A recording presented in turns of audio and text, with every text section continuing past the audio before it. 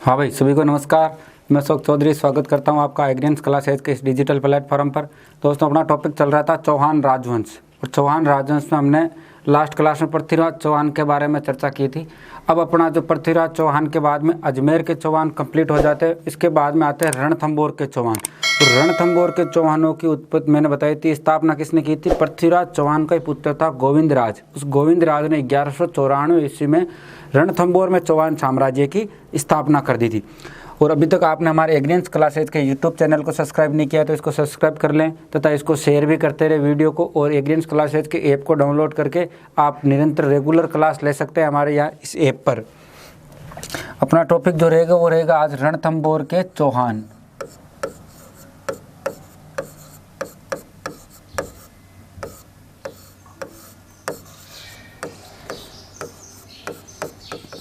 रणथंभौर के चौहान।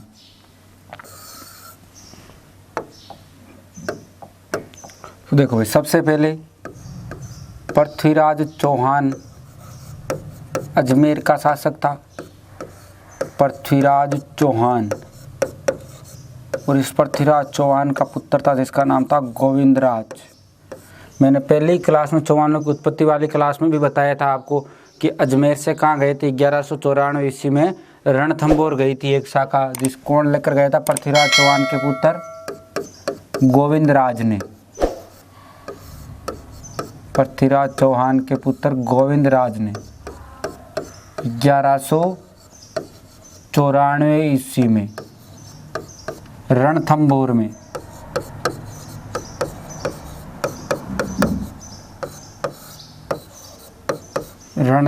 में चौहान साम्राज्य की स्थापना की।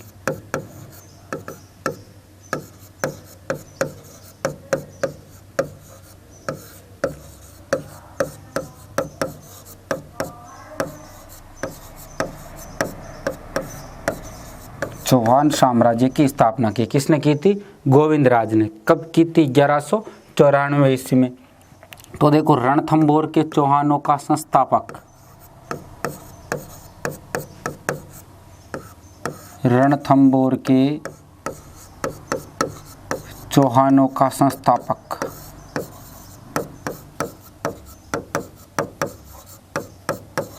तो रणथंभौर के चौहानों का संस्थापक कौन हो जाएगा? गोविंदराज। बोलो, कौन हो जाएगा? गोविंदराज। कब? 1194 ईस्वी। रणथंभौर के चौहानों की बात करें तो रणथंभौर के चौहानों का एक ही महत्वपूर्ण शासक है, प्रतापी शासक हुआ, जिसका नाम है हमीरदेव चौहान। बोलो, क्या नाम है? हमीरदेव चौहान। लेकिन देखो, पहले अपन सबसे पहले कौन हो गया? गोविंदराज। सबसे पहले शासक कौन हो गया? गोविंदराज। और इस गोविंदराज के बाद शासक आता है, उसका नाम है पहलादन। गोविंदराज के बाद में जो शासक बनता है उसका नाम है पहलादन। कोई महत्वपूर्ण बात नहीं इसकी। इसके बाद जो शासक बनता है पहलादन के बाद, वो बनता है वल्हण। इसका दूसरा नाम मिलता है वीर नारायण। क्या नाम मिलता है भाई? वीर नारायण। ध्यान रखना, ये वीर नारायण के समय इल्तुतमिश था दिल्ली का शासक। कौन था? इल्तुतमिश ने धोखे से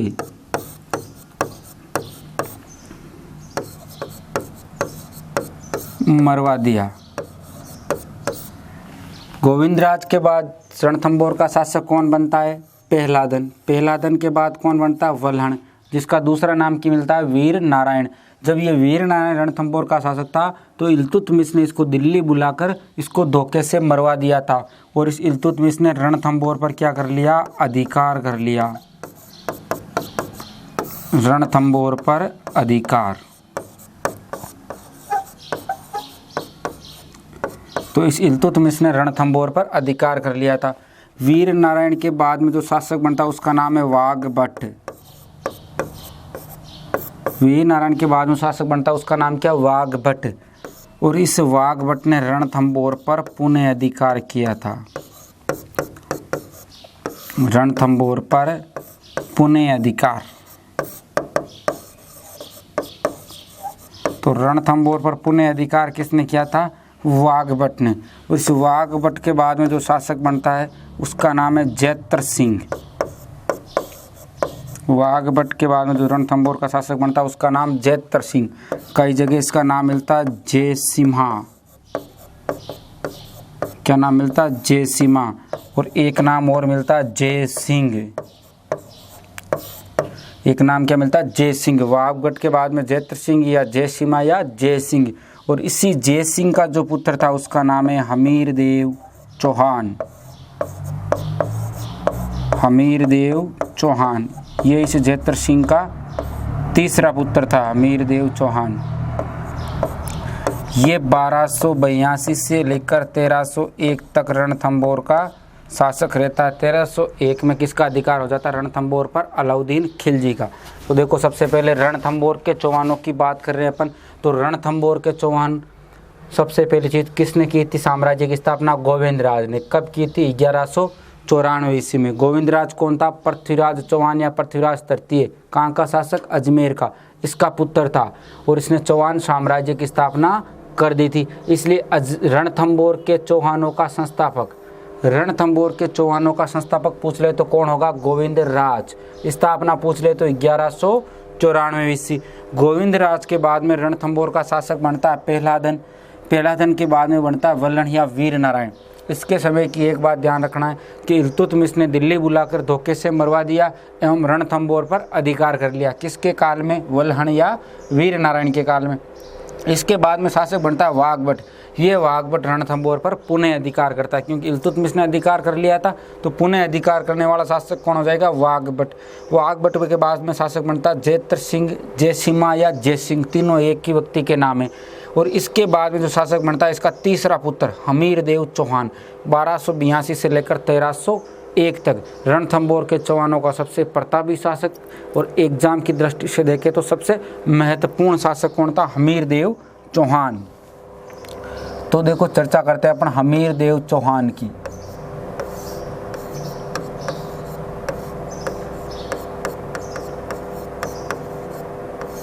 हमीरदेव चौहान कब शासक बनता है रणथंभौर का? 1282 ईस्वी में।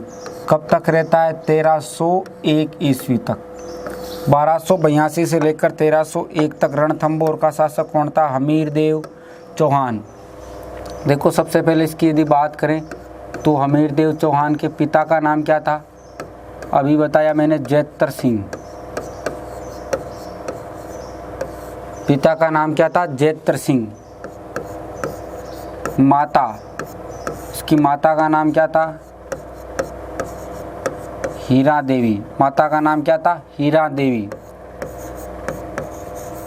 पत्नी का नाम क्या था? रंगदे। पत्नी का नाम क्या था हमीरदेव चौहान के? रंगदे। इसकी पुत्री का नाम देखो, इसकी पुत्री का नाम था पद्मला। एक नाम और भी मिलता है देवल दे।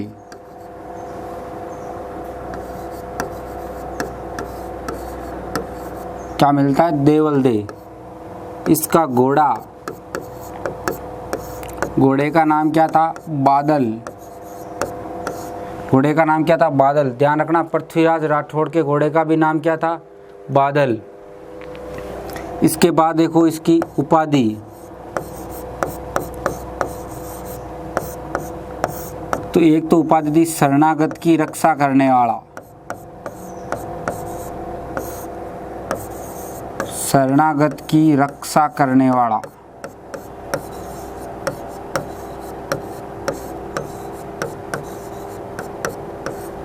और दूसरी उपाधि थी इसकी हट्टी शासक। हट्टी शासक। दोनों ही उपाधियां कई एग्जामों में पूछी गई। शरणागत की रक्षा करने वाला शासक कौन? हमीरदेव चौहान। कहाँ का? रणथंभौर का। हट्टी शासक कौन? हमीरदेव चौहान। इसके हट के कारण इसकी एक कहावत भी प्रचलित है भाई, प्रचलित कहावत है।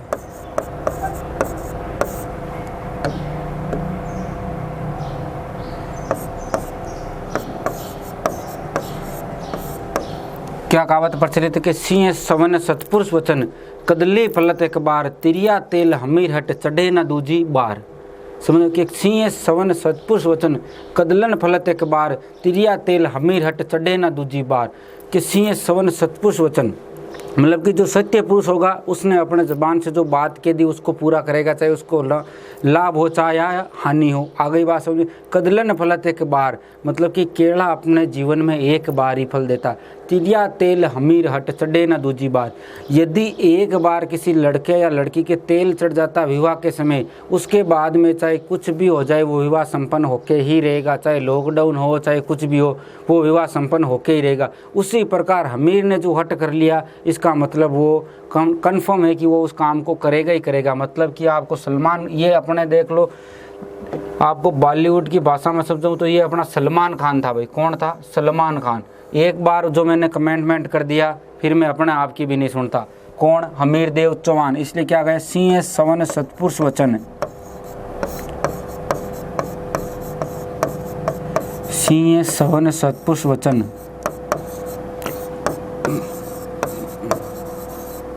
कदली फलत एक बार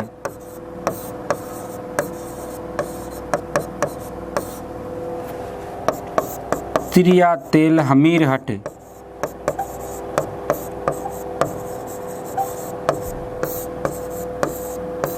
चढ़े न दूजी बार।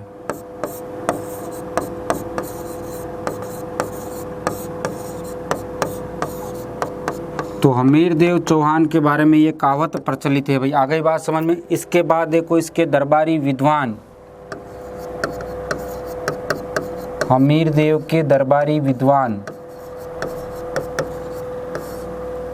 एक का नाम था बीजादित्य, इम्पोर्टेंट शासक है, हर चीज याद रखनी पड़ेगी आपको, बीजादित्य। और जो दूसरा शासक था उसका नाम था राघव देव, और ये राघव देव हमीर के क्या थे? गुरु थे। तो प्रश्न पूछ लिया जाए हमीर देव चौहान के गुरु का नाम क्या था? राघव देव। इसका दरबारी विद्वान भी था ये दूसरा दरबारी विद्वान बीजादित्य।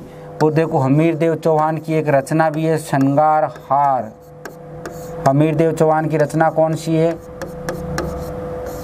श्रृंगार हार। इंपॉर्टेंट है, याद रखना भाई, एक दो एग्जाम में पूछी हुई है। श्रृंगार हार किसकी रचना है? हमीर देव चौहान की। तो ये हमीर देव चौहान की जनरल जानकारी की यदि बात करें, सबसे पहले देखो हमीर देव चौहान के पिता का नाम जैतर सिंह, माता का नाम हीरा देवी, पत्नी का नाम रंगदे, पुत्री का नाम पद्मला, दूसरा नाम क्या मिलता है? देवल दे। इसके घोड़े का नाम बादल।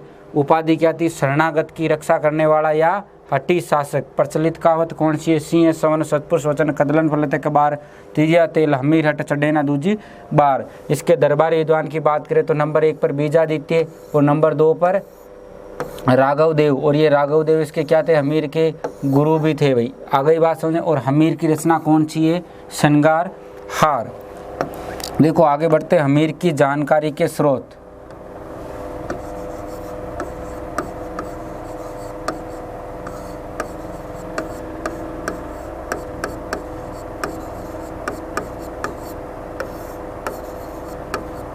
हमीर की जानकारी के स्रोत मतलब कि हमीर देव चौहान की जानकारी हमें कहाँ कहाँ से प्राप्त होती है? तो देखो नंबर 1 पर हमीर हट, नंबर 2 पर हमीर महाकाव्य, रट लेना भाई इसको, तो हमीर महाकाव्य। नंबर 3 पर हमीर रासो। नंबर 4 पर देखो सुरजन चरित्र। नंबर 4 पर सुरजन चरित्र। नंबर 5 पर हमीर बंधन।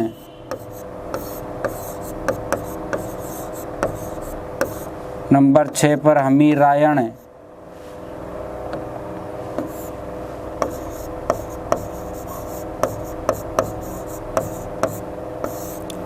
नंबर 7 पर राजा हमीरा कवित।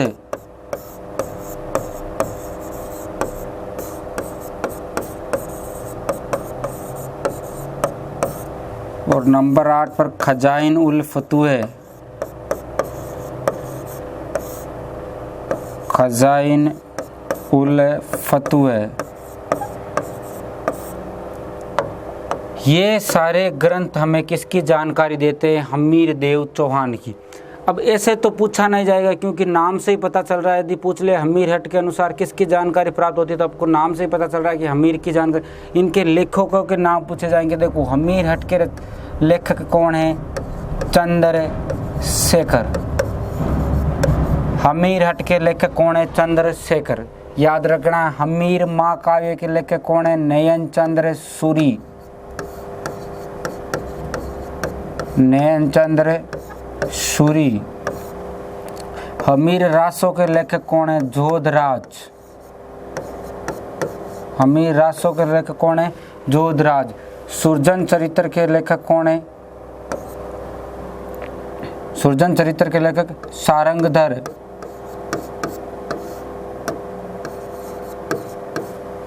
हमीर बंधन के लेखक कौन है? अमृत कैलाश।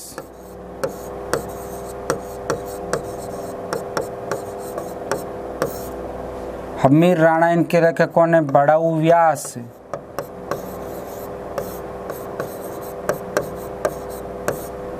राजा हमीर का कवित्र लेखक कौन है? बट खेमा। और खुजाइन उल फतू के लेखक कौन है? अमीर खुसरो। अमीर खुसरो तोता है हिंद की उपाधि भी थी अमीर खुसरो के पास में। ये अलाउद्दीन खिलजी का दरबारी था, लेकिन जब अलाउद्दीन का आक्रमण होता है तो ये अपनी रचना खजाइन उल फतू में भी हमीर देव के बारे में कुछ ना कुछ लिखता है। इस अब हम क्या पढ़ रहे हैं? हमीर देव चौहान की जानकारी के स्रोत हमें कहाँ कहाँ से प्राप्त होते हैं? हमीर हट, हमीर महाकाव्य, हमीर रासो, सुरजन चरित्र, हमीर बंधन, हमीर रायरानी, राजा हमीर रा कवित एवं खजाइन उल फतू। ये सारे ही वो ग्रंथ है जहाँ से हमें हमीर के बारे में कुछ ना कुछ जानकारी प्राप्त होती है। और देखो भाई, हमीर ने दिग्विजय नीति का प्रयोग करते हुए शासक बनते ही निम्न शासकों को पराजित किया था।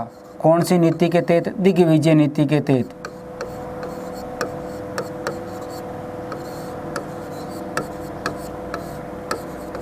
दिग्विजय नीति के तहत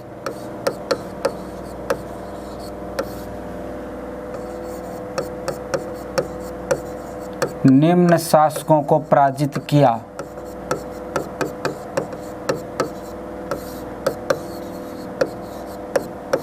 हमीर जैसे ही शासक बना इसने कौन सी नीति का प्रयोग किया था? दिग्विजय नीति का। और देखो किसको पराजित किया सबसे पहले? परमार भोज।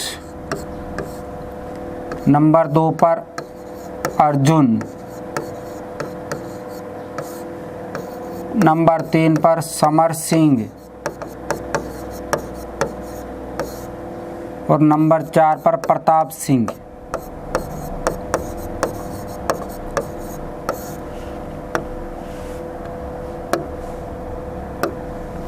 देखो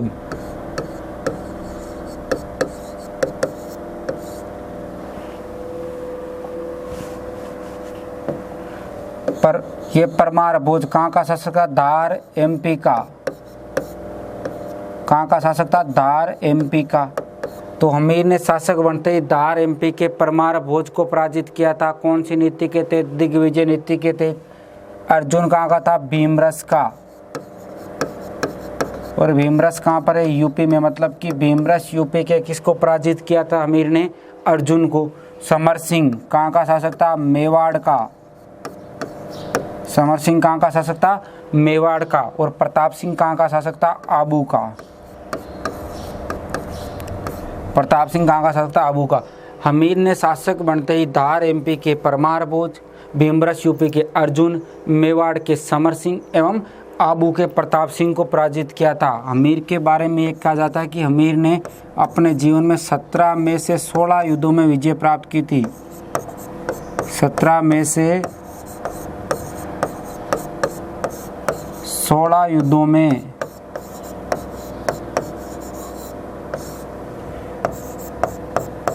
विजय प्राप्त की। हमीर ने अपने जीवन में कुल कितना युद्ध लड़े थे? 17, जिनमें से 16 युद्धों में तो इसकी विजय हुई थी। लास्ट वाले युद्ध में ये हार जाता है और उसी में क्या कर लेता है? केसरिया धारण कर लेता है और इसकी मृत्यु हो जाती है। एक चीज़ ध्यान रखना, इसने कोटि यजन यज्ञ का आयोजन करवाया था हमीर ने। कोटि यजन यज्ञ का आयोजन करवाया।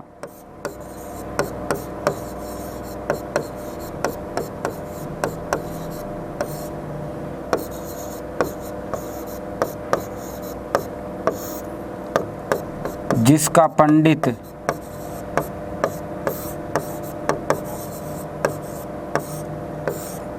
कौन था? विश्व रूपम। इसका नाम पूछा हुआ एग्जाम में, ध्यान रखना।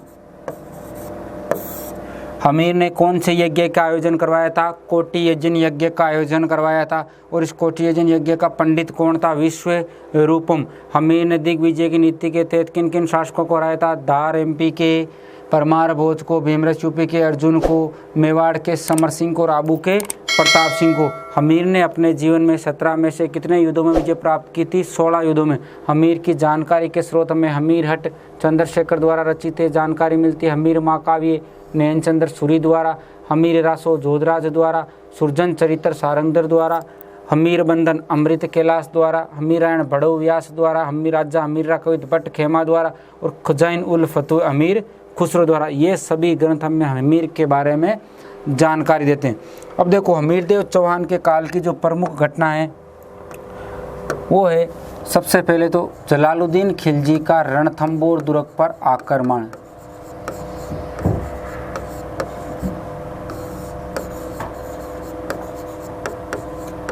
जलालुद्दीन खिलजी का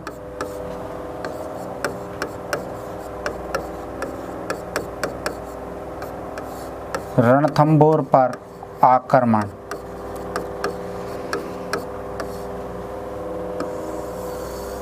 कब किया था? 1291-92 में। बोलो कब किया था? 1291-92 में।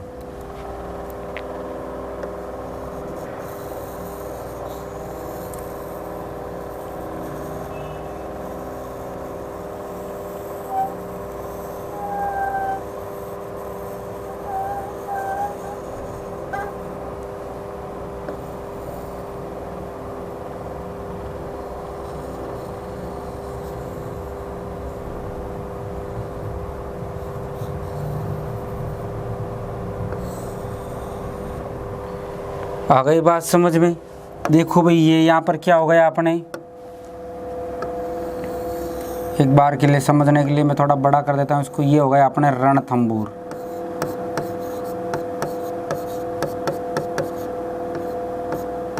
ये क्या हो गया? रणथंबोर। कौन सा दुर्ग? रणथंबोर।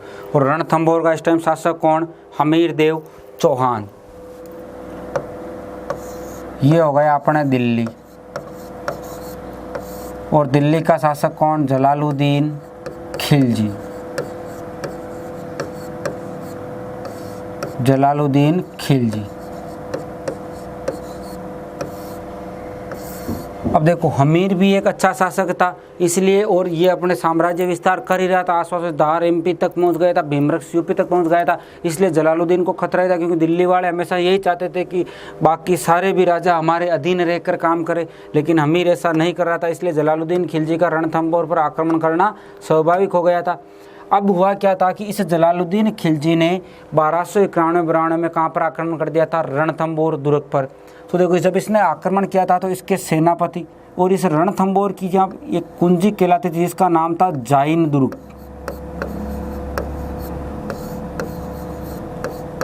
जाइन दुर्ग, इसको रणथंबोर दुर्ग की कुंजी कहते थे।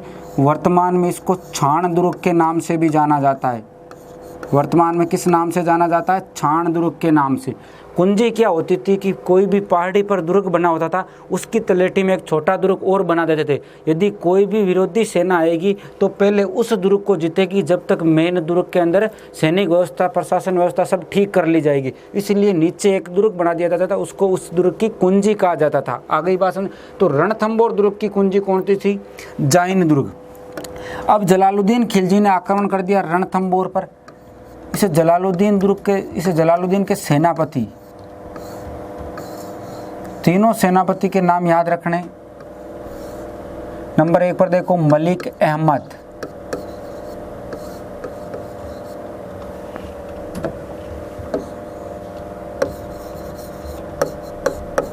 मलिक खुर्रम। नंबर 2 पर देखो अहमद सरजिंदर,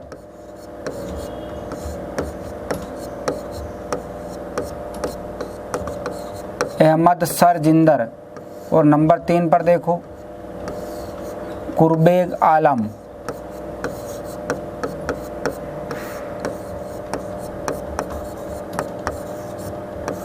कुर्बेग आलम। आ गई बात समझ में?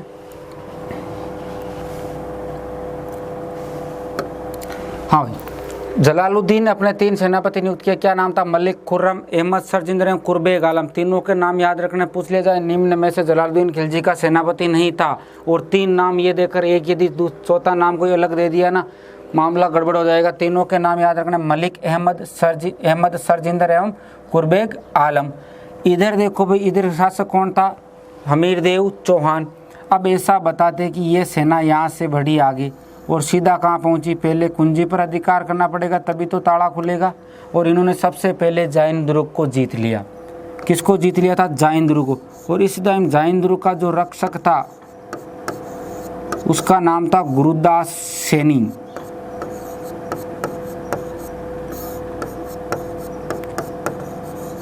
गुरुदास सैनी। ये गुरुदास सैनी इस शाही सेना से युद्ध करते हुए मारा जाता है।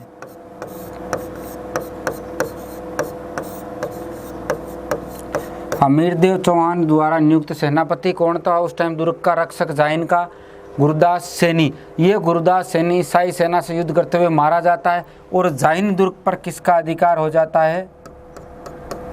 जाइन दुर्ग पर जलालुद्दीन खिलजी का अधिकार हो जाता है। लेकिन जाइन दुर्ग पर तो अधिकार हो गया इनका, लेकिन ये रणथंबोर दुर्ग की घेराबंदी करके लगभग 10 माह तक बैठे रहे भाई। कितने माह तक? 10 माह तक रणथंबोर दुर्ग की घेराबंदी कर बैठे रहते। लेकिन रणथंबोर के हमीरदेव चौहान की व्यूह रचना इतनी अच्छी थी कि ये रणथंबोर दुर्ग को भेद नहीं पाए थे। और ये भेद नहीं पाए थे तो क्योंकि ये दुर्ग घिरा हुआ भी 7 पहाड़ियों से था, तभी तो अबुल फजल ने कहा है कि बाकी दुर्ग नंगे हैं, यही केवल बख्तरबंद है। किस दुर्ग के बारे में कहा गया है? रणथंबोर दुर्ग के बारे में कहा गया है कि बाकी सब दुर्ग नंगे हैं, यही बख्तरबंद है। किसने कहा था? अबुल फजल ने कहा था। अब ये 10 माह की घेराबंदी तक नहीं हट पाई, लेकिन इधर पीछे जलालुद्दीन को पता था कि भाई दिल्ली भी खाली पड़ी है सीट, क्योंकि दिल्ली पर तो सबकी नज़रें थी। तो इस जलालुद्दीन खिलजी ने इस घेराबंदी हटाने के आदेश दे दिए थे। घेराबंदी हटाने के आदेश दे दिए थे, तब इसका सलाहकार था जलालुद्दीन खिलजी का सलाहकार, जिसका नाम था मलिक अहमद चाप। नाम याद रखना, मलिक अहमद चाप। तो जब इस मलिक अहमद चाप ने इस जलालुद्दीन खिलजी से दुर्ग की घेराबंदी हटाने का कारण पूछा, तब जलालुद्दीन खिलजी ने क्या कहा था कि ऐसे 10 दुर्गों को मुसलमान के एक बाल के बराबर भी महत्व नहीं देता। यही इंपॉर्टेंट लाइन निकल के आते हैं, इसलिए ये सारी रामायण बताइए आपको। ऐसे 10 दुर्गों को मुसलमान के एक बाल के बराबर भी महत्व नहीं देता। कौन से दुर्ग के बारे में कहा गया है? रणथंबोर दुर्ग के बारे में। किसने कहा था? जलालुद्दीन खिलजी ने। उस टाइम रणथंबोर का शासक कौन था? हमीर देव चौहान। क्या कहा था? ऐसे मुसलमान के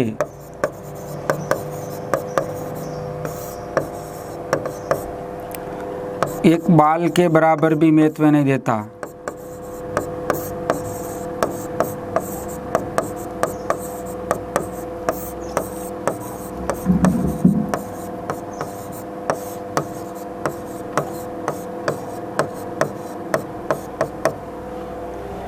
किसके द्वारा कहा गया था? ये जलालुद्दीन खिलजी द्वारा।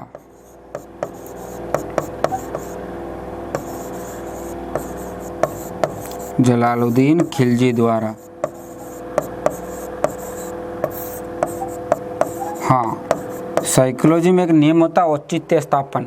उसका मतलब जैसे क्या होता है कि जब कोई चीज़ हाथ में नहीं आए ना, तो उसके बारे में फिर ऐसे कि नहीं ये तो कोई काम की भी नहीं थी। हाँ, जब कई बार कोई गाड़ी होती है ना, तो अब क्या है कि मजबूरी में सपोज करो कि आपके पास कोई गाड़ी है, चल रही है, ठीक है, आपका काम चल रहा है, लेकिन अब आपके पास पैसों की स्थिति, आर्थिक स्थिति कमज़ोर हो गई आपकी, तो आपको उस कारण वो गाड़ी बेचनी पड़ेगी।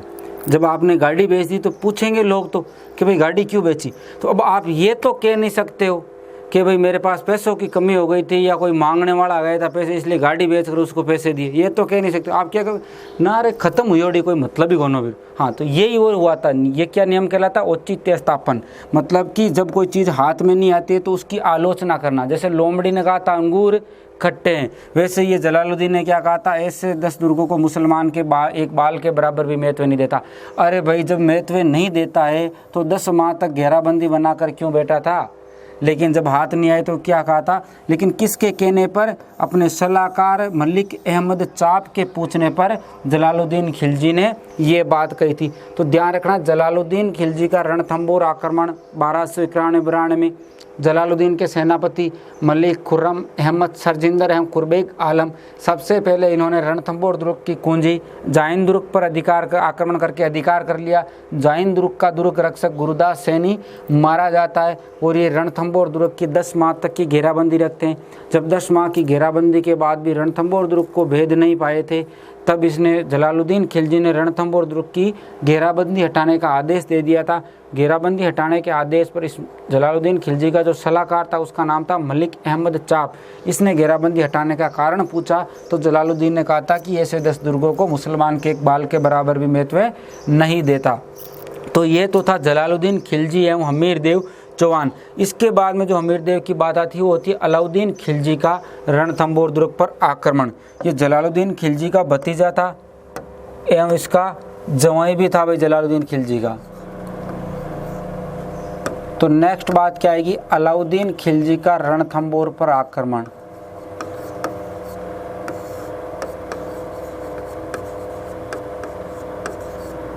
अलाउद्दीन खिलजी का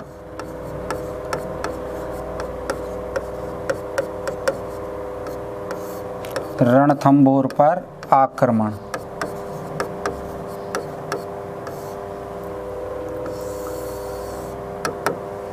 देखो यहाँ से 2-3 बातें निकल कर आती। सबसे पहले तो प्रमुख कारण पूछ लिया जाता है, अलाउद्दीन खिलजी ने रणथंबोर पर आक्रमण क्यों किया था। पहला कारण तो अलाउद्दीन खिलजी की साम्राज्यवादी महत्वाकांक्षा। अलाउद्दीन खिलजी की साम्राज्यवादी महत्वाकांक्षा।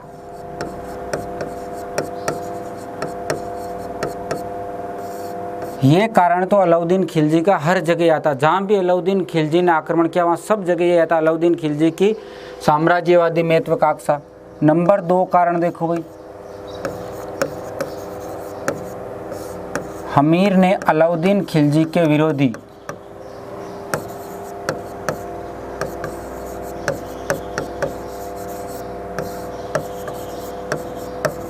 मोहम्मद शाह एवं कहब्रू को शरण देना। हमीर ने अलाउद्दीन खिलजी के विरोधी मोहम्मद शाह एवं कहब्रू को क्या दी थी, शरण दी थी। दूसरा कारण ये बताते हैं अलाउद्दीन खिलजी का रणथंबोर पर आक्रमण का। तीसरा कारण ये बताते हैं कि हमीर द्वारा राज कर देने से मना करना।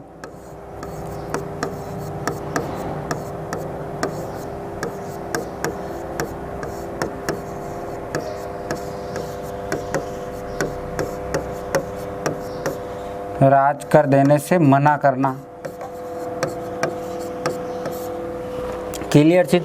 और चौथा कारण जो बताते हैं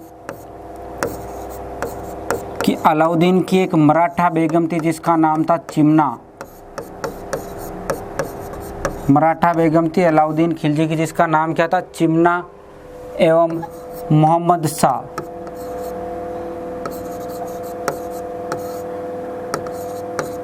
मोहम्मद शाह कहते हैं, मोहम्मद शाह ये कौन था, अलाउद्दीन खिलजी का सेनापति। मराठा बेगम चिमना मोहम्मद शाह के प्रेम का पता अलाउद्दीन खिलजी को लगने पर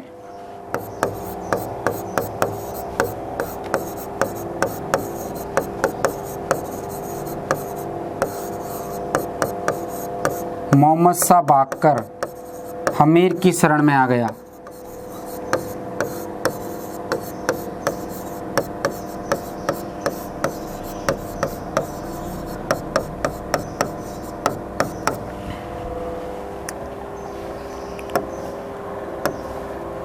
देखो भाई, सबसे पहला अलाउद्दीन खिलजी ने रणथंबोर पर आक्रमण क्यों किया। पहला कारण तो आपको समझ में आ गया होगा कि अलाउद्दीन खिलजी की साम्राज्यवादी महत्वाकांक्षा। दूसरा कारण ऐसे बताते हैं कि हुआ क्या था कि ये अपना राजस्थान हो गया, यहाँ हो गया आपके जालोर, यहाँ हो गया आपके रणथंभौर, ये यहाँ पर हो गया आपके दिल्ली, यहाँ हो गया आपके गुजरात। ऐसा बताते हैं कि हमें इस अलाउद्दीन खिलजी की सेना एक बार गुजरात जा रही थी लूट मार करने के उद्देश्य से। लूट मार करने के उद्देश्य से जा रही थी तो सबसे पहले तो यहाँ जब जालोर में प्रवेश किया तो जालोर के शासक कान्हड़ देव चौहान ने इनको प्रवेश से मना कर दिया था। इसलिए ये शाही सेना घूमकर मेवाड़ होते हुए कहाँ जाती है, गुजरात जाती है। हालांकि मेवाड़ के भी शासक समर सिंह ने इनसे टैक्स ले लिया था शाही सेना से। मेवाड़ होते हुए गुजरात जाती है और गुजरात से जब ये लूटपाट मचा के वापस आती है तो वापस आ रही थी तो यहाँ जालोर के पास में धन के बंटवारे को लेकर, जो ये गुजरात से लूट कर लाई थी शाही सेना धन, इसके बंटवारे को लेकर इनके सैनिकों में लड़ाई हो जाती है अलाउद्दीन। तो एक तरफ एक गुट तो था मोहम्मद शाह एवं केबरू का और दूसरा गुट था उल्लुग खां एवं नुसरत खां का। तो इन दोनों में आपसी लड़ाई हो जाती है। उल्लुग खां और नुसरत खां मोहम्मद शाह को ये कहते हैं कि धन का बंटवारा दिल्ली चलने के बाद अलाउद्दीन खिलजी के सामने होगा, लेकिन मोहम्मद शाह कहता है कि नहीं, मेरा धन मुझे यहीं पर दे दिया जाए। ऐसा करके ये यहाँ से इनसे लूटपाट करके धन लेकर कहाँ भाग जाता है, रणथंभौर हमीर देव चौहान की शरण में भाग जाता है। पहला कारण तो ये बताते हैं हमीर महाकाव्य। कौन बताता है?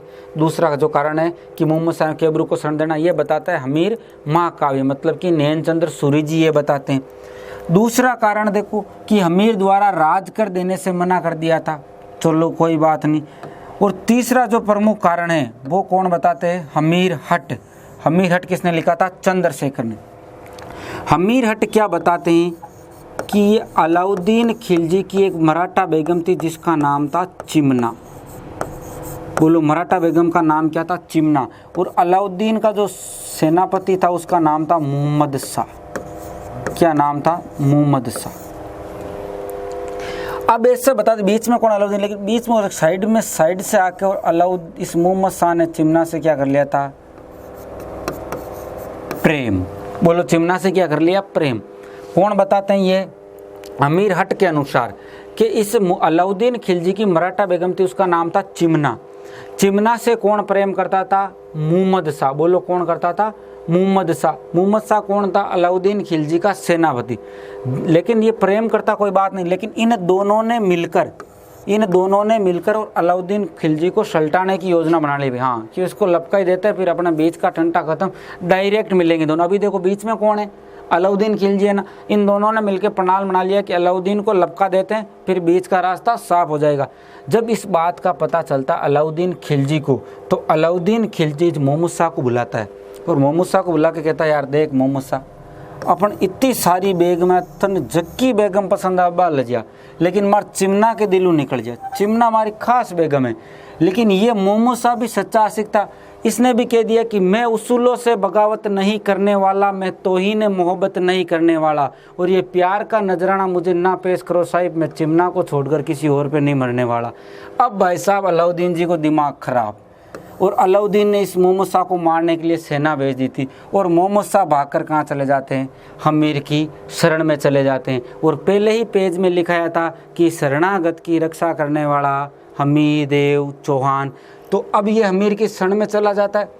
तो एक कारण तो ये बताते हैं। अब अलाउद्दीन खिलजी किसको मैसेज करता है? हमीर देव चौहान को, कि मोहम्मद शाह मेरा विद्रोही है, यहाँ से भाग कर आया है और तूने उसको शरण दी है, उसे मुझे वापस लौटा दे। हमीर देव ने कहा नहीं, एक बार जो मैंने कमेंटमेंट कर दिया फिर मैं अपने आप की भी नहीं सुनता। इसी कारण अलाउद्दीन खिलजी एवं हमीर देव चौहान के बीच में युद्ध होता है, रणथंभौर का युद्ध। आ गई बात समझ में? देखो भाई,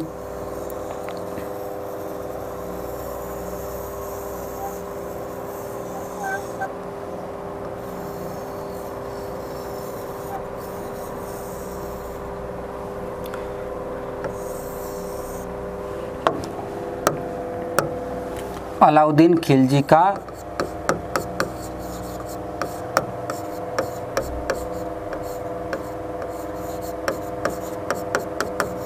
रणथंभौर आक्रमण। प्रमुख जो 4 कारण थे वो मैंने बता दिए थे आपको। ये हो गए आपके रणथंभौर।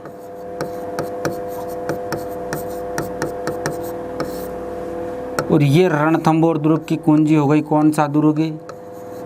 जाइन दुर्ग। क्लियर चीज। इधर देखो ये हो गए आपके दिल्ली, और दिल्ली का शासक कौन? अलाउद्दीन खिलजी। दिल्ली का शासक कौन हो गया? अलाउद्दीन खिलजी। अब देखो अलाउद्दीन खिलजी के सेनापति,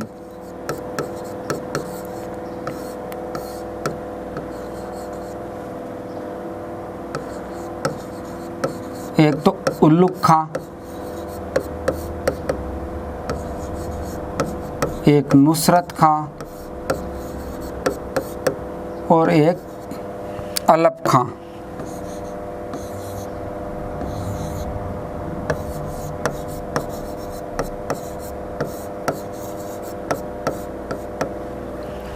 अब देखो भाई, इधर से अलाउद्दीन खिलजी का रणथंभौर पर आक्रमण स्वाभाविक हो गया था। इधर से ये सेना बढ़ी अपनी, शाही सेना यहाँ से चली और सीधा कहाँ पहुँच गई? वही कुंजी को पहले जीतना पड़ेगा, नहीं तो ताले तक कैसे पहुँचेंगे। और किस पर अधिकार कर लिया था अलाउद्दीन ने?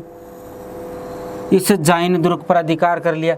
इधर से इस हमीर देव चौहान, रणथंभौर का कौन है? हमीर। और इस हमीर के सेनापति देखो, एक का नाम तो था भीम सिंह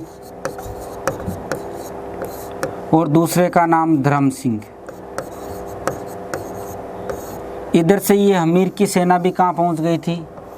यहाँ पर पहुँच गई थी। अब हुआ क्या था कि इधर से अलाउद्दीन खिलजी की सेना आ रही थी और इधर से हमीर देव चौहान की सेना। अलाउद्दीन खिलजी के सेनापति उल्लुग खां, नुसरत खां एवं अलप खां, हमीर देव के सेनापति भीम सिंह एवं धर्म सिंह।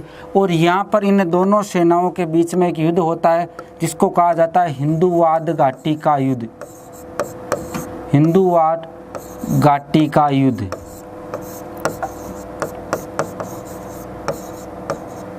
कौन सा युद्ध होता है? हिंदुवाद घाटी का युद्ध। कब होता है? 1299 ईस्वी। 1299 ईस्वी में। और इस युद्ध में क्या होता है कि शाही सेना पराजित हो जाती है, मतलब कि अलाउद्दीन खिलजी की सेना पराजित हो जाती है।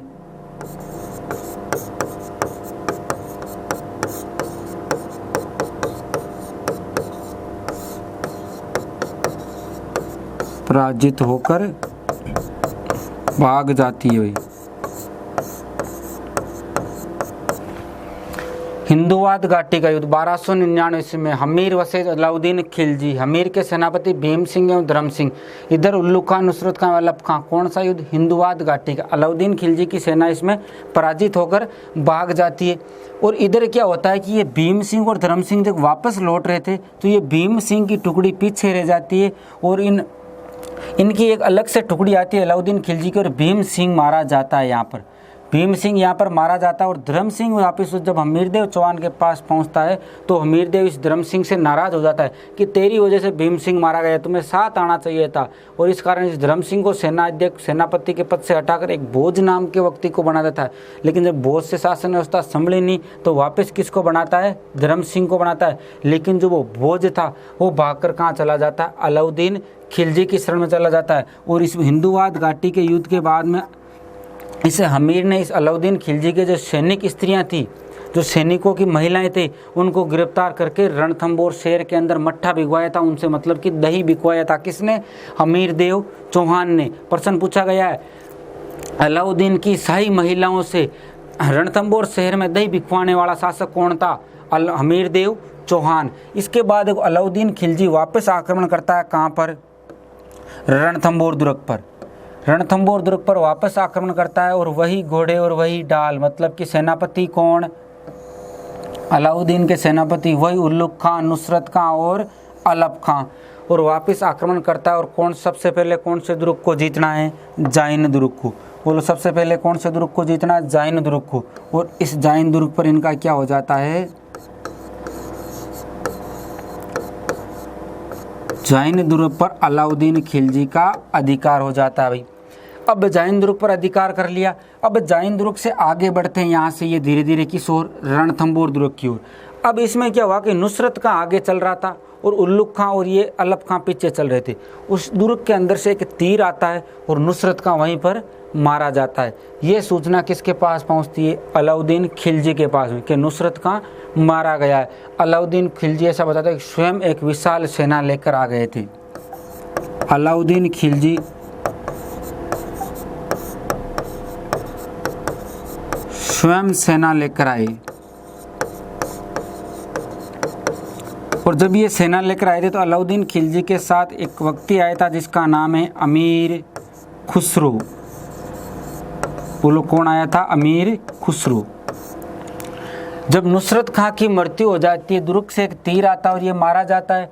ये सूचना अलाउद्दीन खिलजी के पास पहुंचे। अलाउद्दीन खिलजी स्वयं शाही सेना लेकर पहुंच जाता है। कहाँ पर? रणथंभौर दुर्ग। और ये जाइन दुर्ग को तो पहले ही जीत लिया था और ये रणथंभौर दुर्ग की घेराबंदी कर देते हैं। और ये रणथंभौर दुर्ग की घेराबंदी 1 वर्ष तक रखते हैं भाई, 1 वर्ष तक घेराबंदी। अब 1 वर्ष तक घेराबंदी रखी, लेकिन उसके बाद भी अलाउद्दीन खिलजी इस रणथंभौर दुर्ग को भेद नहीं पाया था, क्योंकि हमीर की व्यय रचना और सैनिक प्रशासन व्यवस्था इतनी अच्छी थी कि इसको भेद नहीं पाया था। दूसरी चीज़ कि रणथंभौर दुर्ग 7 पहाड़ियों से घिरा हुआ था, तो इसको भेदना इतना आसान भी नहीं था। तब अलाउद्दीन खिलजी ने कूटनीति का प्रयोग करते हुए इस हमीरदेव चौहान के पास संधि का प्रस्ताव भेजता है। अलाउद्दीन खिलजी हमीरदेव चौहान के पास संधि का प्रस्ताव भेजता है। और हमीरदेव भी संधि के लिए क्यों राजी हो गया था? क्योंकि यदि 1 वर्ष हो गए हैं घेराबंदी किए हुए, तो दुर्ग के अंदर रसद सामग्री की भी तो कमी हो जाती है। पानी वगैरह, सैनिक, इतने सारे सैनिकों का भोजन पानी, उनकी भी कमी हो जाती थी। इसलिए हमीरदेव चौहान भी अपना एक व्यक्ति भेजता है जिसका नाम था रत्तीपाल। अलाउद्दीन खिलजी जब संधि का प्रस्ताव भेजता है तो ये हमीरदेव चौहान अपना एक सेनापति भेजता है जिसका नाम था रत्तीपाल। इस रत्तीपाल को दुर्ग के बाहर भेजता है, लेकिन अलाउद्दीन खिलजी इसको दुर्ग का लालच देकर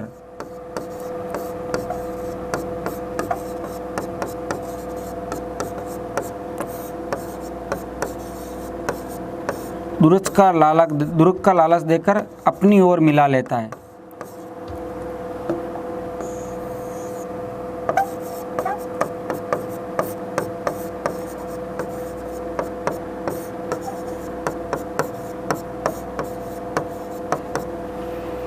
अलाउद्दीन खिलजी रत्तीपाल को अपनी ओर मिलाता है। रत्तीपाल जब संधि के लिए बाहर जाता है तो अलाउद्दीन खिलजी रत्तीपाल को कहता है कि देख, हमें तो यहाँ रहना नहीं है, हम तो ये केवल और केवल आत्मसम्मान के लिए आ गए, युद्ध जीत के ही जाएंगे, ठीक है, रणथंभौर पर अधिकार करके जाएंगे, हमें यहाँ नहीं रहना, हमें तो दिल्ली पड़ा, हमें तो दिल्ली जाना है।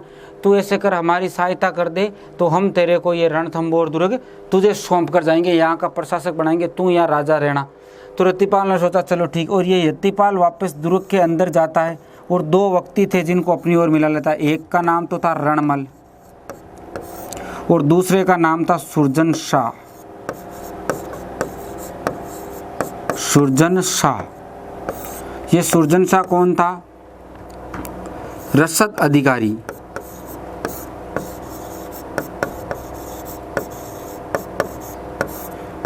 जब हमीरदेव चौहान अपने सेनापति रत्तीपाल को संधि के लिए कहाँ भेजता है? दुर्ग के बाहर अलाउद्दीन खिलजी के पास भेजता है। अलाउद्दीन खिलजी इसको दुर्ग का लालच देकर रत्तीपाल को अपनी ओर मिला लेता है और कहता है कि ये दुर्ग का प्रशासक तुझे बना दिया जाएगा। और एक तरफ दुर्ग का एक भाग क्या कर देना? कमज़ोर कर देना। और शाही सेना कब? 11 जुलाई वाले दिन फिक्स कर लिया कि 11 जुलाई को सुबह सुबह दुर्ग का एक भाग कमज़ोर कर देना, पूर्वी साइड का। उस दिशा से हम दुर्ग के अंदर प्रवेश करवा जाएंगे, दुर्ग को युद्ध जीत जाएंगे और हमीरदेव चौहान को मौत के घाट उतारकर और यहाँ का प्रशासक तुझे बना दिया जाएगा। रत्तीपाल इस दुर्ग के लालच में आ जाता है और ये वापस कहाँ जाता है? दुर्ग के अंदर जाता है। तो एक तो रणमल को इसका सहयोगी था और एक रसद अधिकारी था इसी दुर्ग के अंदर हमीरदेव चौहान के, सुरजन शाह। इन दोनों को सारी कहानी बताता है अलाउद्दीन खिलजी द्वारा जो लालच दिया गया था, और इन दोनों को भी अपनी ओर मिला लेता है। ये इन दोनों को अपनी ओर मिलाकर और 11 जुलाई वाले दिन, बोलो कब? 11 जुलाई।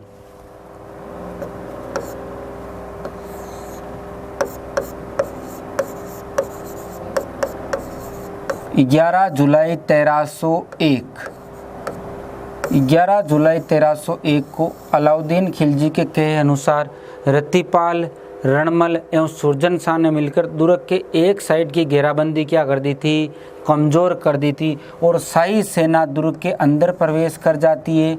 शाही सेना दुर्ग के अंदर प्रवेश करते ही हमीरदेव चौहान के नेतृत्व में, किसके नेतृत्व में, हमीरदेव चौहान। बात कब की है, 11 जुलाई 1301 की, हमीरदेव चौहान के नेतृत्व में।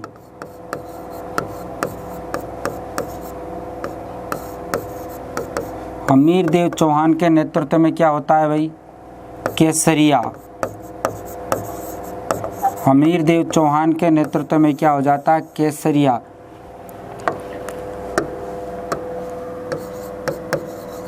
और रानी रंगदे एवं पुत्री पद्मला, रानी रंगदे एवं पुत्री पद्मला के नेतृत्व में क्या होता है, जौहर। रानी रंगदे एवं पुत्री पद्मला के नेतृत्व में क्या हो जाता है, जौहर हो जाता है। और जब किसी दुर्ग में जौहर एवं केसरिया दोनों हो जाते हैं तो वो क्या कहलाता है, साका कहलाता है। बोलो क्या कहलाता है, साका कहलाता है। मतलब कि रणथंभौर का साका 11 जुलाई 1301 को हमीरदेव चौहान के नेतृत्व में केसरिया, रानी रंगदेव पुत्री पद्मला के नेतृत्व में जोर हुआ था। और उससे दोनों जब हो जाते तो क्या कहलाता है, साका। ध्यान रखना ये राजस्थान का प्रथम साका था, वेरी इंपॉर्टेंट।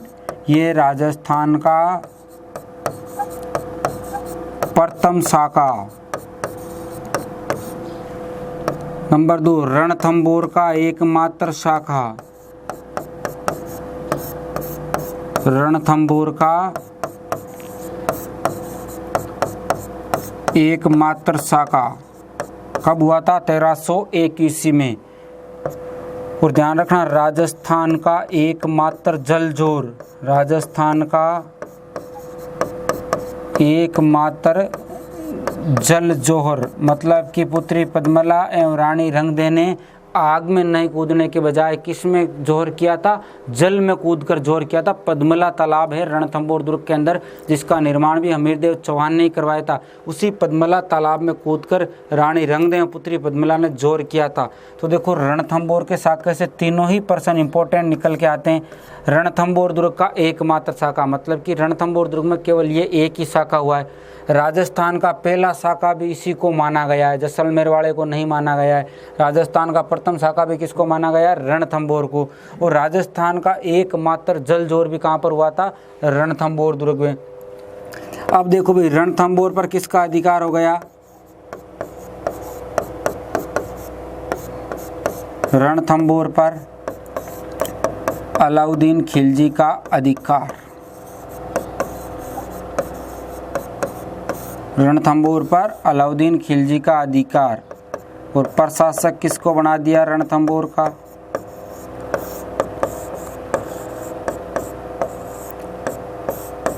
उल्लुक खां। जबकि भाई प्रशासक तो बनाने की बात किसको हुई थी, रतिपाल को। जब ये शाखा कंप्लीट हो जाता है, हमीरदेव चौहान मारा जाता है। हमीर महाकाव्य के अनुसार तो ये कहा गया कि हमीरदेव चौहान ने अपना जो सर है वो भगवान शिव को समर्पित कर दिया था।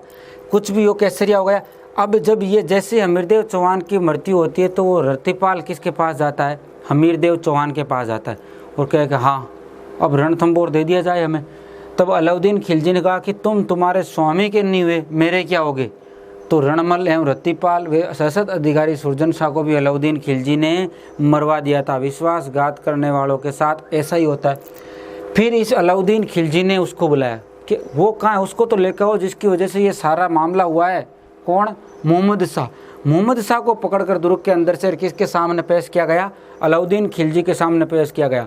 और अलाउद्दीन खिलजी ने मोहम्मद शाह को कहा कि चल बता, यदि मैं तेरे को छोड़ भी दूँ तो तू सबसे पहले क्या करेगा।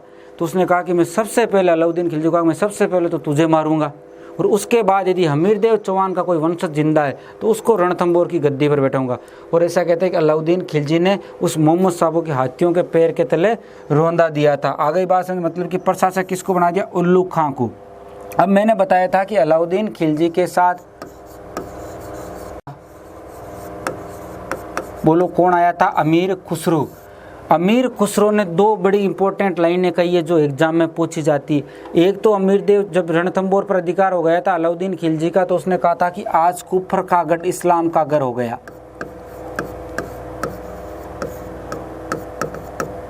आज कुफर का गढ़ इस्लाम का घर हो गया।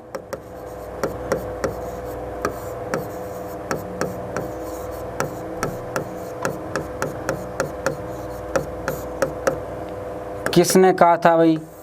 अमीर खुसरो ने। बोलो किसने कहा था? अमीर खुसरो ने। कौन से दुर्ग के बारे में? रणथंभौर दुर्ग के बारे में। आ गई बात समझ में? हमीर देव चौहान की मृत्यु पर क्या कहा था अमीर खुसरो ने? आज कुफर का गढ़ इस्लाम का घर हो गया। जबकि आज कुफर का दरवाजा टूट गया, ये कहने वाला कौन है? औरंगजेब। बोलो कौन है? औरंगजेब। जसवंत सिंह की मृत्यु पर कहा था आज कुफर का दरवाजा टूट गया औरंगजेब द्वारा, और आज कुफर का गढ़ इस्लाम का घर हो गया अमीर खुसरो हमीर देव चौहान की मृत्यु पर। क्लियर चीज यहाँ तक? एक लाइन इसने और कही थी कि सोने के 2 दानों के बदले, सोने के 2 दानों के बदले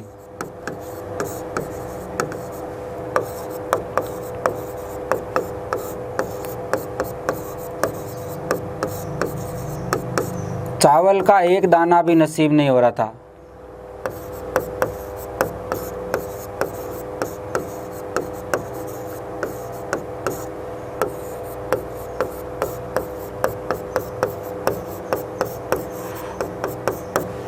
अमीर खुसरो ने जब 10 माह की अलाउद्दीन खिलजी ने घेराबंदी रखी थी तो रणथंभौर दुर्ग में रसद सामग्री की कमी हो गई थी, अन्न वगैरह जल वगैरह की। तब अमीर खुसरो ने अपनी रचना खुजाइन उल फतूह में लिखा था कि रणथंभौर दुर्ग की हालत ये हो गई थी कि सोने के 2 दानों के बदले चावल का एक दाना भी नसीब नहीं हो रहा था। कौन से दुर्ग के बारे में कहा गया है? रणथंभौर दुर्ग के बारे में कहा गया। किसने कहा था? अमीर खुसरो ने। उस टाइम रणथंभौर का शासक कौन था? हमीर देव चौहान। आ गई बात समझ में? इसके बाद देखो भाई हमीर देव चौहान का स्थापत्य विकास। हमीर देव चौहान का स्थापत्य विकास। स्थापत्य विकास में देखो, एक तो मैंने बताया अभी आपको रणथंभौर दुर्ग में पद्मला तालाब बनवाया,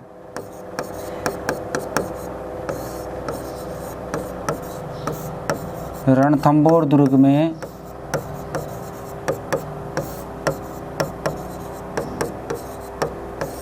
पद्मला तालाब का निर्माण। और नंबर 2 पर देखो हमीर ने अपने पिता, इसके पिता का नाम क्या था भाई? मैंने बता रखा अभी आपको, जैत्र सिंह। बोलो क्या नाम है? जैत्र सिंह। हमीर ने अपने पिता जैत्र सिंह के 32 वर्षों के शासन की स्मृति में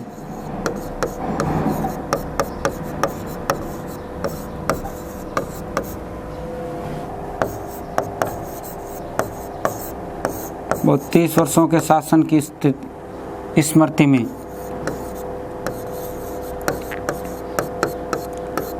32 खंभों की छतरी बनवाई।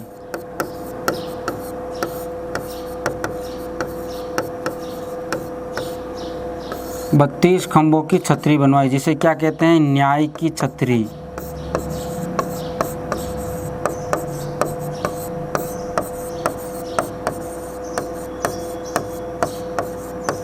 कहाँ पर है ये? रणथंभौर दुर्ग।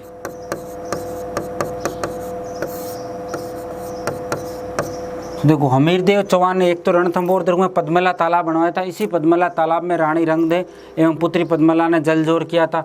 और इसके पिता थे जैत्र सिंह, जिन्होंने 32 वर्ष तक शासन किया था। और अपने पिता के 32 वर्षों के शासन की स्मृति में इसने रणथंभौर दुर्ग में कितने खंभों की छतरी बनवा दी? 32 खंभों की छतरी बनवा, जिसे क्या कहते हैं? न्याय की छतरी। तो ये थे अपने रणथंभौर के हमीर देव चौहान। नेक्स्ट क्लास में अपन चर्चा करेंगे जालोर के चौहानों की। धन्यवाद दोस्तों, जय हिंद।